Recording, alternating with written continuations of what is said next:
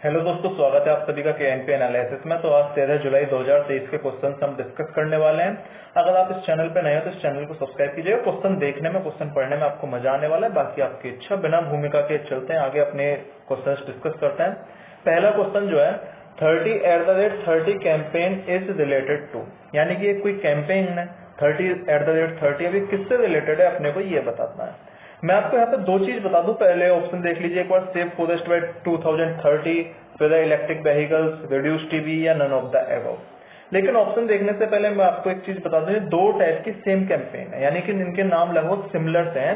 एक का नाम है 30 एक का नाम है 30 और जो दूसरी है उसका नाम है 30 कैंपेन, 30 कैंपेन। ठीक है, तो दोनों कैंपेन में अंतर क्या है? 30 कैंपेन जो है वो है इलेक्ट्रिक व्हीकल से रिलेटेड, वो है इलेक्ट्रिक व्हीकल से रिलेटेड। 30 कैंपेन जो है वो रिड्यूस डिफॉरेस्टेशन बाय 2030, यानी कि 30% आपको जो एरिया कवर है वो डिफॉरेस्टेशन वाला घटाना है। कब तक? 2030 तक। तो पहली चीज तो ये, दोनों कैंपेन बहुत ज्यादा अलग है। बात आई है अगर इलेक्ट्रिक व्हीकल्स की बात आई है तो इलेक्ट्रिक व्हीकल्स पे हम डिस्कस कर लेते हैं। इलेक्ट्रिक व्हीकल्स हमने 4 टाइप के इलेक्ट्रिक व्हीकल्स पढ़े हैं। 4 टाइप के इलेक्ट्रिक व्हीकल्स। कौन कौन से इलेक्ट्रिक व्हीकल्स पढ़े हैं मैं आपको नाम बता देता हूँ। सबसे पहला जो इलेक्ट्रिक व्हीकल्स होता है वो होता है आपका हाइब्रिड, वो होता है आपका हाइब्रिड इलेक्ट्रिक व्हीकल्स। ठीक है, फिर जो दूसरा होता है, दूसरा आपका इलेक्ट्रिक व्हीकल जो होता है वो होता है प्लग इन हाइब्रिड, यानी कि प्लग इन हाइब्रिड। ठीक है, तीसरा जो होता है फिर वो होता है आपका battery electric vehicles, battery electric vehicles. और जो फोर्थ स्टेटमेंट होता है वो होता है आपका फ्यूल सेल वाला। फ्यूल सेल सबने नाम सुना ही होगा। ठीक है, फ्यूल की स्पेलिंग गलत होगी क्या? एक एल है ना। तो बात कर लेते हैं हाइब्रिड इलेक्ट्रिक व्हीकल में क्या होता है। हाइब्रिड इलेक्ट्रिक व्हीकल में देखो, मैं आपको एक शॉर्ट चीज में समझाऊं कि मानो आपका गाड़ी है, गाड़ी का इंजन चल रहा है। ठीक है, अब जब आपका इंटरनल कंबसन यानी कि जो इंजन चलेगा उसके साथ साथ जो आपकी बैटरी है वो चार्ज हो जाए, वो चार्ज होती रहे। ठीक है, तो उसे बोलते हैं हम हाइब्रिड इलेक्ट्रिक व्हीकल, यानी कि अपने आप आपका एक इधर इंजन चलता रहेगा, उधर बैटरी चार्ज होती रहेगी। ठीक है, यानी कि इंजन प्लस बैटरी दोनों एक साथ जो चार्ज वगैरह होंगे, इंजन प्लस बैटरी। ठीक है, नेक्स्ट चलते हैं फिर प्लग इन क्या है। प्लग इन ये, मान लो आपकी गाड़ी चल रही थी, इंटरनल कंबसन इंजन चल रहा था, पेट्रोल जो है वो खत्म हो गया। अब आपने एक काम किया, एक प्लग निकाला, एक प्लग जो है वो जो आपकी बैटरी रखी है गाड़ी में उसमें लगा दी, आपकी गाड़ी चल गई। ये प्लग इन है। बैटरी क्या है? इलेक्ट्रिक व्हीकल्स, ईवी रिक्शा देखे होंगे आपने, सारे बैटरी वाले। एक बैटरी होती है, उसे रिचार्ज कर लेते हैं, चार्ज कर लेते हैं, ठीक है, और दोबारा लगा लेते हैं, वो होता है बैटरी व्हीकल्स। ठीक है, बात आती है फ्यूल सेल क्या है। फ्यूल सेल में आपको एक सेल बनता है जो हाइड्रोजन और ऑक्सीजन का मिलता है, ये ध्यान रख लेना, हाइड्रोजन प्लस ऑक्सीजन का मिलता है। और इसमें जो एक वेस्ट में निकलता है वो खाली वाटर निकलता है, वेस्ट में खाली वाटर निकलता है। ये फ्यूल सेल की सबसे ज्यादा इंपॉर्टेंट खासियत है। ठीक है, इंडिया की मतलब ये 4 टाइप हो गए इलेक्ट्रिक व्हीकल्स के टाइप के। ठीक है, इंडिया की प्रॉब्लम क्या है इलेक्ट्रिक व्हीकल्स में? इंडिया की मतलब इंडिया सक्सेस क्यों नहीं हो पा रहा? तो इंडिया की सबसे पहली प्रॉब्लम तो ये है कि भाई वहां पे चार्जिंग स्टेशन कम है, यानी कि लिमिटेड चार्जिंग स्टेशन है। ठीक है, लिमिटेड चार्जिंग स्टेशन है। दूसरी प्रॉब्लम क्या है इंडिया की? दूसरी प्रॉब्लम अगर आप देखने जाओगे तो स्टैंडर्डाइजेशन। अभी तक क्या होता है, मान लो आप एक घर में जाते हो, भाई चार्जर है, पूछोगे है ना भाई ये वाला सी टाइप है, ये वाला चार्जर चाहिए, वो आपको मिल जाएगा। लेकिन अभी ऐसा कोई स्टैंडर्ड इलेक्ट्रिक व्हीकल्स में है नहीं जिससे रिचार्जिंग जो है उसकी दिक्कत होती है। ठीक है, तीसरी प्रॉब्लम क्या है हमारे यहाँ? स्किल लेबर नहीं है। तीसरी प्रॉब्लम क्या है हमारे यहाँ? स्किल लेबर नहीं है, ना तो उसे बनाने के लिए, और अगर मान लो खराब हो जाए तो उसे सही कहाँ पे कराओगे, सबसे बड़ी दिक्कत ये भी है ना। तो ये थोड़ी सी प्रॉब्लम है। चौथी प्रॉब्लम क्या है हमारे यहाँ पे? अवेयरनेस कम है। चौथी प्रॉब्लम क्या है हमारे यहाँ पे? अवेयरनेस कम है, यानी कि भाई अभी आप बोल दो इलेक्ट्रिक स्कूटी ले ले, अरे नहीं यार रास्ते में बंद हो गई तो दिक्कत है, क्योंकि चार्जिंग स्टेशन भी नहीं है रास्ते में, है ना। तो ये कुछ बहुत सारी दिक्कतें हैं जो अपने इलेक्ट्रिक व्हीकल से हम देख सकते हैं। इलेक्ट्रिक व्हीकल अगर इतनी गवर्नमेंट प्रमोट कर देती है, एक दो स्कीम भी चला रही होगी, तो सबसे ज्यादा फेमस स्कीम इलेक्ट्रिक व्हीकल से रिलेटेड रहती है फेम स्कीम। आपने सुना होगा, faster adoption and management of electric vehicles.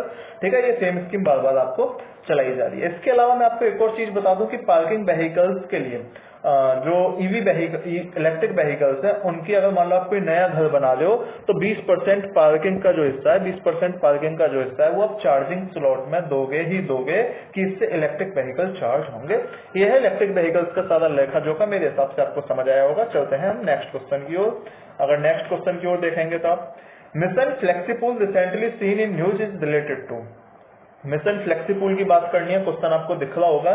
Flood control in Mumbai, flood control in Mumbai, ease of telecommunication, palliative care, automobile industry. Important mission है, ठीक है, हर एक करंट अफेयर मैगजीन ने भी ये कवर किया हुआ है, बात कर लेते हैं। तो ये मिशन फ्लेक्सिबल है क्या? मिशन फ्लेक्सिबल से ज्यादा इंपॉर्टेंट है कि इसका आंसर क्या है। मैं आपको आंसर बताता हूँ। आंसर से पहले आपको एक चीज बताता हूँ कि मान लो आपको नहीं, एक नॉन कम्युनिकेबल डिजीज होती हैं, एक होती है नॉन कम्युनिकेबल डिजीज। आपने सुनी होगी नॉन कम्युनिकेबल डिजीज कौन कौन सी होती हैं? याद मार्कर ज्यादा मोटा है क्या? तो नॉन कम्युनिकेबल डिजीज के अगर बारे में हम बात करें तो नॉन कम्युनिकेबल डिजीज कौन सी होती हैं? यही सी है, ठीक है। नॉन कम्युनिकेबल डिजीज कौन कौन सी होती हैं? जैसे कि जो एक दूसरे से ट्रांसफर ना हो, जैसे कि कैंसर हो गया, ठीक है। इसके अलावा आप देखोगे जो आपका कार्डियोवैस्कुलर डिजीज होती है वो होती है, कार्डियोवैस्कुलर डिजीज जो होती है, ठीक है। इसके अलावा हाइपरटेंशन होता है, इसके अलावा हाइपरटेंशन होता है। ये सारी क्या होती है? आपकी नॉन कम्युनिकेबल डिजीज होती है, एक दूसरे से फैलती हैं। इसके अलावा बहुत सारी डिजीज हैं। अब जब अगर मान लो किसी बंदे को ये बीमारी हो जाए तो निश्चित रूप से उसका अर्निंग जो है, पैसा कमाना बंद हो जाएगा, उसकी फैमिली उस पर ध्यान नहीं देगी। यानी कि बीमारी में तो ठीक है ना, उसकी लाइफ तो बेकार हो रही है, लेकिन उसकी क्वालिटी ऑफ लाइफ भी बेकार हो रही है, वो चीजों को एंजॉय नहीं कर पा रहा। यानी कि क्या हो रहा है? उसकी जो है क्वालिटी ऑफ लाइफ बेकार हो रही है। अगर उसकी क्वालिटी ऑफ लाइफ बेकार हो रही है तो क्या ये हमारी राइट टू हेल्थ के अंतर्गत जिम्मेदारी नहीं है कि हम उसकी जो है राइट टू हेल्थ के अंतर्गत जिम्मेदारी नहीं है कि हम उसकी लाइफ को सही करें? ये गवर्नमेंट की जिम्मेदारी है कि उसे सही सुविधाएं जो है वो प्रोवाइड कराई जाए। अगर सही सुविधाएं प्रोवाइड कराई जाए तो ये जो गवर्नमेंट की जिम्मेदारी है, हमारी भी जिम्मेदारी है एज ए सिविल सोसाइटी, इस कंसेप्ट को क्या बोलेंगे? इस कंसेप्ट को क्या बोलेंगे कि उसकी लाइफ जो है उसकी क्वालिटी मेंटेन करी जाए। इस कंसेप्ट को बोलते हैं हम पैलिएटिव केयर। इस कंसेप्ट को हम बोलते हैं पैलिएटिव केयर। और ये पैलिएटिव केयर जो है इंडिया, पैलिएटिव केयर किस मिशन के अंतर्गत देता है? तो पैलिएटिव केयर जो है इंडिया में मिशन फ्लेक्सीपूल के अंतर्गत आपको पैलिएटिव केयर मिलती है। तो राइट ऑप्शन क्या हो गया इसका? Option number C, palliative care mission flexipool. बोलो यहां तक समझ आया कि नहीं आया? ठीक है, सीरियस इलनेस वगैरह में आपको मिल जाएगी। नेक्स्ट क्वेश्चन पे चलते हैं। ये क्वेश्चन की जय माता दी, ठीक है। नेक्स्ट क्वेश्चन की ओर चलते हैं। फिर आता है हमारा तीसरा क्वेश्चन। तीसरा क्वेश्चन क्या है? थोड़ा सा आजा बेटा आजा। Choose the correct statement. आपको सही स्टेटमेंट इसमें से पहचानना है। पहला स्टेटमेंट है कि global forest report is launched by bird institute. दूसरा स्टेटमेंट है कि यही जो रिपोर्ट है global forest report that state that there is a loss of tropical primary forest in last year, यानी कि लास्ट ईयर में ट्रॉपिकल प्राइमरी फॉरेस्ट जो उसका लॉस हुआ है। तीसरी रिपोर्ट क्या कहती है कि Mizoram has the largest forest area covered area wise according to all India state of forest report, यानी कि all India state of forest report के अनुसार मिजोरम जो है उसका लार्जेस्ट फॉरेस्ट एरिया कवर्ड है। अब ये चीज आपको बतानी है कि ये चीज सही है कि गलत है। हम इसे देख लेते हैं सही है कि गलत है। मैं आपको इसका आंसर बताने से पहले एक दो चीज बता दूं कि एक बर्ड रिसोर्स इंस्टीट्यूट एक इंस्टीट्यूट है, वर्ल्ड रिसोर्स इंस्टीट्यूट एक इंस्टीट्यूट है, वर्ल्ड रिसोर्स इंस्टीट्यूट। इसने एक रिपोर्ट जारी की है अभी, ग्लोबल फॉरेस्ट रिपोर्ट। इसने एक रिपोर्ट जारी की है जिसका नाम है ग्लोबल फॉरेस्ट रिपोर्ट, ठीक है। ग्लोबल फॉरेस्ट रिपोर्ट क्या बोला है? ग्लोबल फॉरेस्ट रिपोर्ट ने बोला है कि लास्ट ईयर यानी कि 2022 में जो अपने ट्रॉपिकल प्राइमरी फॉरेस्ट हैं, जो ट्रॉपिकल प्राइमरी फॉरेस्ट हैं वो कटे हैं, यानी कि वो डिग्रेडेशन हुए हैं, यानी कि उनकी संख्या कम हुई है। आप पूछोगे ट्रॉपिकल फॉरेस्ट होता है, प्राइमरी फॉरेस्ट क्या होता है ना? एक प्राइमरी फॉरेस्ट यहाँ पे कंसेप्ट आ गया ना।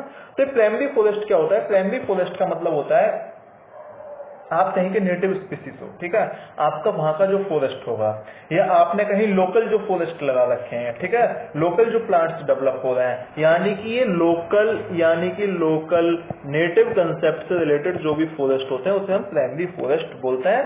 तो इसने बोला है, बर्ड रिसोर्स इंस्टीट्यूट ने बोला है, एक रिपोर्ट जारी की, ग्लोबल फॉरेस्ट रिपोर्ट जारी की। इसने बोला कि 2022 में ट्रॉपिकल प्राइमरी फॉरेस्ट जो है डिग्रेडेशन हुए। प्राइमरी फॉरेस्ट क्या है? जो लोकल नेटिव पीपल द्वारा लगाए जाते हैं। पहला दो बात तो ये हुई, यानी कि इससे आपको एक चीज पता पड़ गई कि पहला भी स्टेटमेंट सही है, launched by bird resource institute, सही बात है। रिपोर्ट स्टेट करती है कि loss of tropical primary forest in last year, बिल्कुल सही बात है। तीसरा स्टेटमेंट अभी हमने पढ़ानी है क्योंकि ये India state of forest report के अनुसार। तो ये all India state of forest report क्या कहती है, इसे भी देख लेते हैं। All India state of forest report है ना, फुल फॉर्म देख लेना। इसने क्या बोला? इसने एक चीज बोली कि अपने इंडिया का जो 24 पॉइंट कितना है मैं देख के बताता हूँ यार, एक मिनट। 24.62% एरिया जो है, 24.62% ऑफ ज्योग्राफिकल एरिया जो है वो फॉरेस्ट कवर है।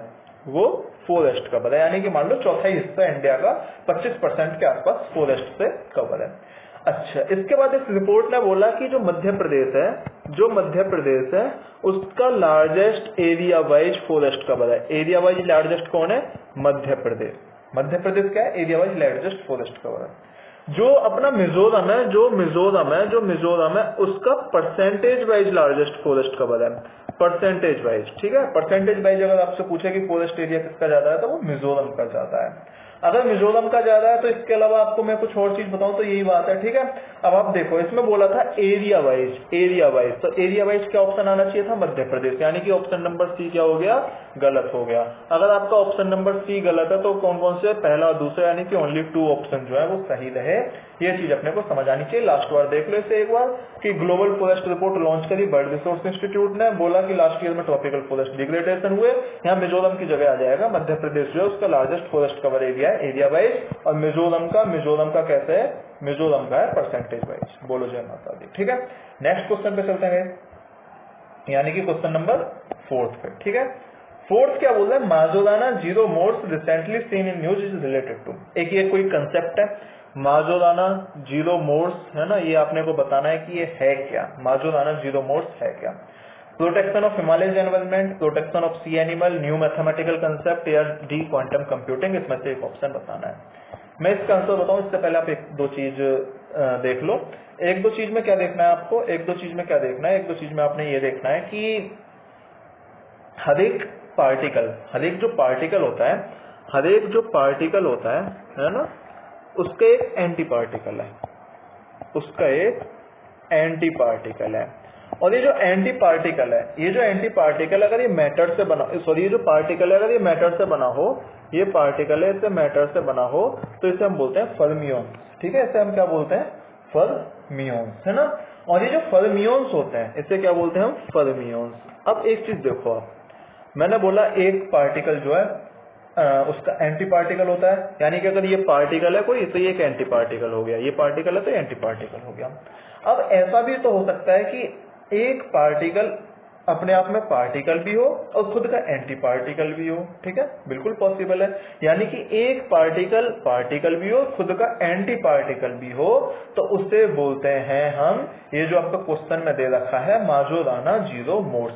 अगर वो ही माजोदाना जीरो मोर्स का मतलब है अगर वो पार्टिकल खुद का एंटी पार्टिकल भी है, वो पार्टिकल खुद का एंटी, यानी कि जो फर्मियोन्स है वो खुद के एंटी पार्टिकल भी हैं, तो उसे हम माजोदाना जीरो मोर्स बोलेंगे।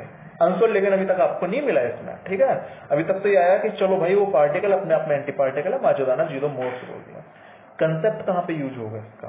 तो इसका जो कंसेप्ट यूज होता है वो क्वांटम कंप्यूटिंग में यूज होता है। जो क्वांटम कंप्यूटिंग में इसका कंसेप्ट यूज होता है, क्वांटम कंप्यूटिंग में हमें क्या पता पड़ता है कि भाई अगर ऐसा कोई पार्टिकल है तो हमारी जो क्यूबिट वगैरह है वो आसानी से परफॉर्म कर लेती है, हमारी क्वांटम कंप्यूटिंग आसानी से परफॉर्म कर लेती है। क्यूबिट आपको पता है ना कि 0-1 वाला जो कंसेप्ट है उसी में काम करेगा क्वांटम कंप्यूटिंग, है ना। ये पेपर में PYQ में भी आ चुका है। तो ये क्वांटम कंप्यूटिंग जो है, यानी कि क्यूबिट या जो क्वांटम कंप्यूटिंग को ज्यादा एक तरह से अच्छा करेगा, उसे बोलते हैं हम माजोदाना जीरो मोर्स। बात खत्म। ठीक है, फिर चलते हैं हम नेक्स्ट क्वेश्चन पे। और तो कुछ एक चीज क्वांटम कंप्यूटिंग में एक बहुत इंपॉर्टेंट चीज है, देख लेते हैं एक बार। क्वांटम कंप्यूटिंग में 3 चीजें होती हैं। पहला सुपरपोजिशन, ठीक है, दूसरा एंटेंगलमेंट, और तीसरा इंटरफेरेंस। अंतर क्या है तीनों में? सुपरपोजिशन का मतलब होता है कि एक ही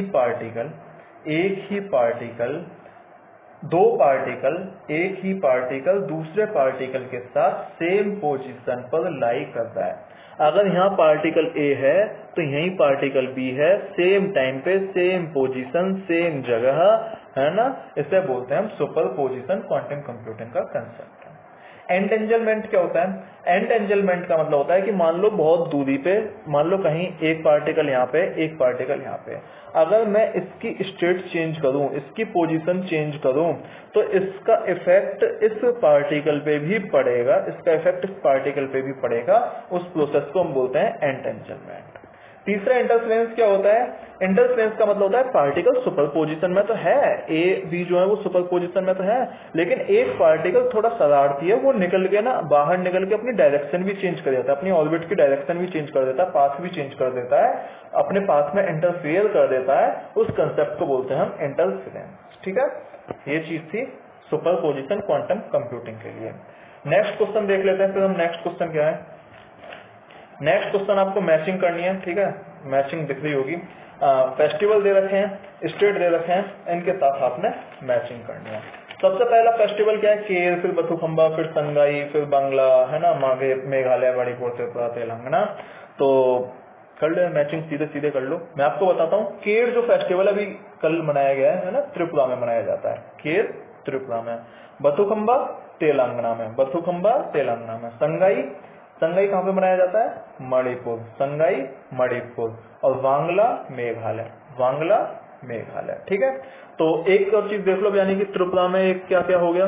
त्रिपुरा में दो फेस्टिवल हो गए अपने, एक तो केर हो गया, और एक त्रिपुरा का एक और फेस्टिवल अपने को याद होगा, खर्ची पूजा।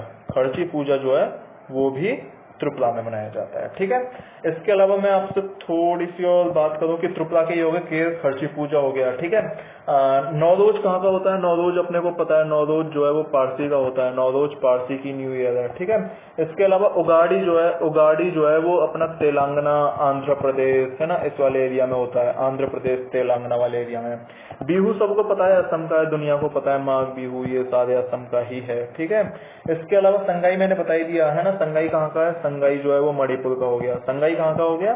मणिपुर का, मणिपुर का। ठीक है, बांग्ला कहाँ का हो गया? बांग्ला कहाँ का हो गया? मिजोरम का। बांग्ला कहाँ का हो गया?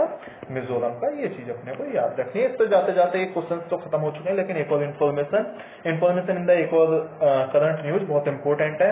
एक यूनाइटेड नेशन का एक ऑर्गेनाइजेशन है, या उसका ब्रांच टाइप बोल दो। ठीक है, उसका नाम है United nation economic and social corporation. लिख देता हूं मैं, यूनाइटेड, इंपोर्टेंट है, देखते जाना एक बार, nation economic and social corporation. इसने अभी एक रिपोर्ट जारी की है, और जिसमें इंडिया की फर्स्ट पोजीशन आई है। होता है ना, अगर बेकार बालक पढ़ने लगे तो अच्छी बात है। तो रिपोर्ट किसकी जारी की है इसने? इसकी रिपोर्ट का नाम है ट्रेड फैसिलिटेशन। इसकी रिपोर्ट का नाम है ट्रेड फैसिलिटेशन, यानी कि व्यापार में सुगमता एंड पेपरलेस ट्रेड, ये इसकी रिपोर्ट है, trade facilitation and paperless trade. और इसमें इंडिया की रैंकिंग कौन सी है? इंडिया की जो रैंकिंग है वो है फर्स्ट रैंकिंग, इंडिया ने किया है टॉप, तो इसलिए है ये इम्पोर्टेंट। ये था आज का पूरा। ठीक है, अगर वीडियो आपको अच्छी लगी हो तो शेयर कर दीजिएगा चैनल को। ठीक है, सब्सक्राइब कर दीजिएगा चैनल को, है ना। बाकी लाइक वगैरह जो भी करना हो, जो भी यूट्यूब पे जितने यूट्यूबर देखें जो जो बोलते हो वो सादा कर दो। ठीक है ना, तो उसी पे आधारित है। मिलते हैं फिर नेक्स्ट वीडियो में, तब तक के लिए शुभ रात्रि। क्या अभी तो यार दिन निकल रहा है। ठीक है, नेक्स्ट वीडियो मिलते हैं। Okay, bye bye.